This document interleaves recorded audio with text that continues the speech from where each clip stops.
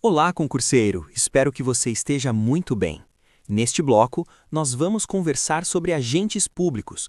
Vamos começar entendendo o conceito e a classificação desse tema que aparece o tempo todo nas provas de concurso. Vamos começar com uma ideia simples. Sempre que alguém exerce uma função em nome do Estado ou a serviço dele, essa pessoa é considerada um agente público. Pode ser alguém que trabalha todos os dias na administração ou alguém que atua só por um período curto. Pode receber salário ou não. O que realmente importa é o exercício da função pública. Agora pense comigo: um servidor concursado é agente público? Claro que sim. Mas e um cidadão convocado para ser mesário em uma eleição, mesmo só por um dia? Também é agente público. E é exatamente esse conceito amplo que a Constituição Federal adota para garantir que todos que atuam em nome do Estado tenham deveres, responsabilidades e estejam sujeitos a controle. Guarde isso para a prova. O vínculo não é o mais importante. O que define o agente público é a função exercida. Agora vamos avançar para a classificação, que é onde as bancas mais gostam de cobrar.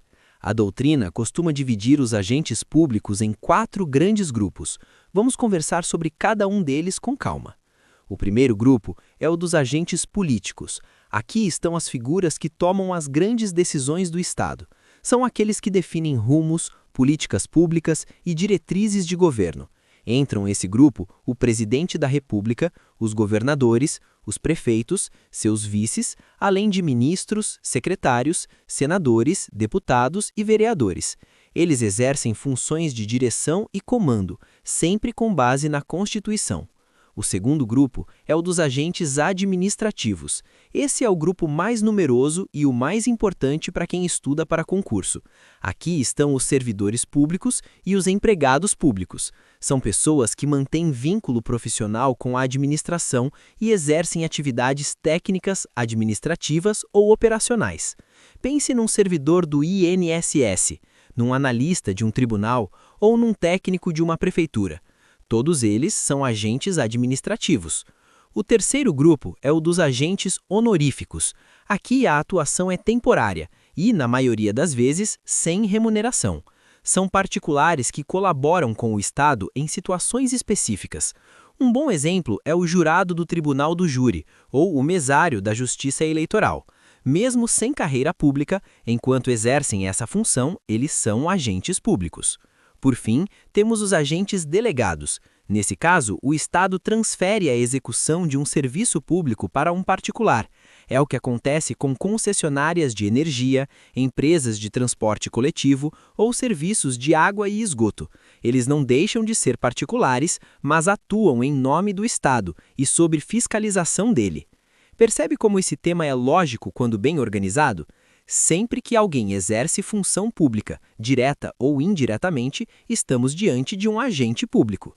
Agora vamos falar da diferença entre cargo, emprego e função pública, um tema clássico de concurso e que costuma gerar confusão se não for bem compreendido. Vamos começar de forma bem direta. Quando alguém é aprovado em concurso público para a administração direta, autarquia ou fundação pública de direito público, essa pessoa passa a ocupar cargo público. Cargo público é algo criado por lei, com nome próprio e atribuições definidas. Quem ocupa o cargo é o servidor público e, como regra, ele está submetido ao regime estatutário. Agora, imagine a seguinte situação. Uma pessoa trabalha em uma empresa pública ou em uma sociedade de economia mista, como um banco público ou uma empresa de transporte. Nesse caso, não falamos em cargo público. Aqui estamos diante de um emprego público. O emprego também é criado por lei, mas o vínculo jurídico é regido pela legislação trabalhista. Esse agente é chamado de empregado público e se submete às regras da CLT, sem deixar de obedecer aos princípios da administração pública. Percebe como a lógica é simples quando bem organizada? Cargo público está ligado ao regime estatutário. Emprego público está ligado ao regime seletista. Esse contraste aparece o tempo todo nas provas, então vale fixar bem essa ideia. Agora vamos avançar para o conceito de função pública. Função pública é ainda mais ampla. Ela representa o conjunto de atribuições exercidas em nome do Estado, independentemente da existência de cargo ou emprego público. Sempre que alguém atua em nome do poder público, está exercendo uma função pública. Aqui entram exemplos importantes. Pense no servidor efetivo que assume uma função de confiança. Essa função só pode ser exercida por quem já ocupa cargo efetivo e envolve atividades de direção, chefia ou assessoramento. Agora pense no cargo em comissão. Ele também envolve essas atribuições, mas pode ser ocupado por pessoas que não têm vínculo efetivo com a administração, desde que a lei permita. E não para por aí. Existem também os particulares que colaboram com o Estado, como jurados do Tribunal do Júri ou mesários da Justiça Eleitoral. Mesmo sem carreira pública, enquanto exercem essa função, eles são agentes públicos. Então, organize assim na sua mente. Cargo é estatutário, emprego é seletista, função é toda a atividade exercida em nome do Estado, com ou sem vínculo permanente. Quando você entende isso, esse tema deixa de ser difícil e passa a ser previsível na prova. O assunto agora será as regras de provimento dos agentes públicos, um assunto muito presente nas provas e que precisa estar bem organizado na sua cabeça. Vamos começar do começo. Quando a administração pública coloca alguém dentro de um cargo público, isso é chamado de provimento. Em termos simples, provimento é a forma como o cargo passa a ser ocupado. Sempre que alguém entra no serviço público ou muda de posição dentro dele, estamos falando de provimento. Agora pense comigo, qual é a regra geral para entrar no serviço público? A resposta é concurso público.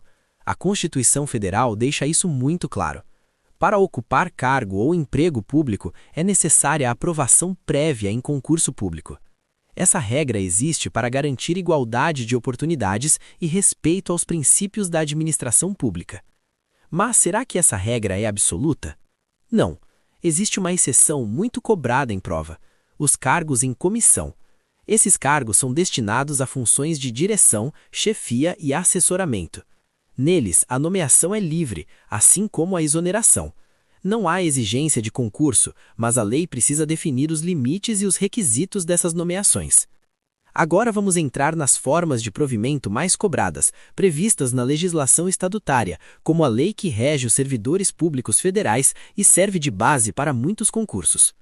A forma mais conhecida é a nomeação. É por meio da nomeação que o servidor ingressa no cargo. Quando falamos de cargo efetivo, a nomeação acontece após a aprovação no concurso. Já no cargo em comissão, a nomeação é direta. Depois da nomeação, vem a posse. A posse é aquele momento formal em que o servidor aceita o cargo e assume os deveres e responsabilidades. Logo depois ocorre o exercício, que é quando o servidor começa de fato a trabalhar. Agora pense em quem já está no serviço público. Dentro da carreira pode ocorrer a promoção. A promoção é a passagem do servidor para um nível mais elevado da carreira, seguindo critérios definidos em lei, como antiguidade e merecimento. Temos também a readaptação. Imagine um servidor que sofre uma limitação física ou mental. Ele não perde automaticamente o cargo. A lei permite que ele seja readaptado para exercer atividades compatíveis com sua nova condição, sempre que possível. Outra situação importante é a reversão. Aqui estamos falando do retorno do servidor aposentado à atividade, nas hipóteses previstas em lei. Já o aproveitamento acontece quando o servidor que estava em disponibilidade volta ao serviço em cargo compatível. E por fim, a reintegração. Ela ocorre quando um servidor é demitido de forma ilegal e depois essa demissão é anulada. Nesse caso, ele retorna ao cargo que ocupava e tem direito ao ressarcimento das vantagens. Percebe como tudo segue uma lógica? As regras de provimento organizam a entrada, a movimentação e o retorno do servidor no serviço público, sempre com base na Constituição e na lei. Para finalizar o tema agentes públicos, vamos conversar sobre efetividade, estabilidade e vitaliciedade. Vamos com calma. Primeiro, pense no momento em que alguém passa em concurso público e é nomeado para um cargo permanente. A partir daí, essa pessoa se torna um servidor efetivo. Efetividade está ligada exatamente a isso: ingresso por concurso público e ocupação de um cargo efetivo. É como aquele servidor que você vê todos os dias em um tribunal, em uma autarquia ou em um ministério. Ele faz parte do quadro permanente da administração. Agora vem uma pergunta importante para você refletir. Todo servidor efetivo é estável desde o primeiro dia? A resposta é não, e esse detalhe é campeão de cobrança em prova.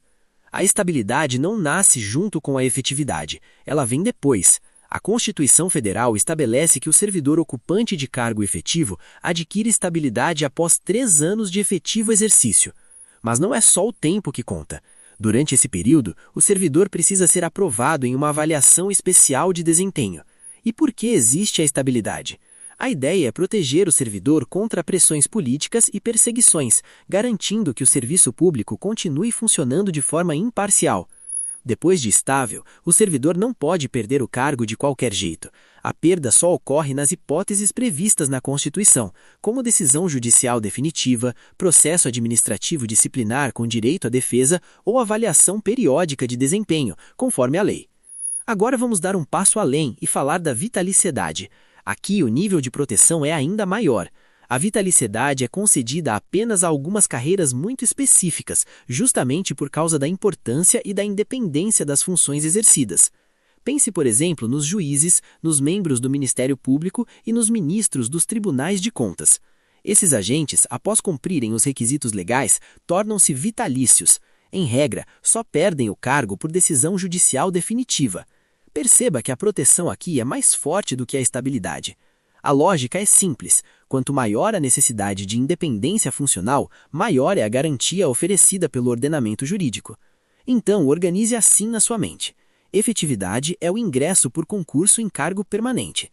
Estabilidade é a garantia adquirida após 3 anos de exercício e aprovação em avaliação de desempenho.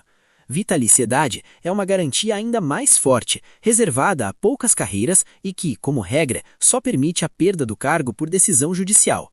Então, se você entende essa sequência, esse assunto deixa de assustar e passa a ser muito mais previsível na prova. Aqui terminamos mais um bloco. Até o próximo. Se gostou, inscreva-se no canal, curta o vídeo e ative o sininho.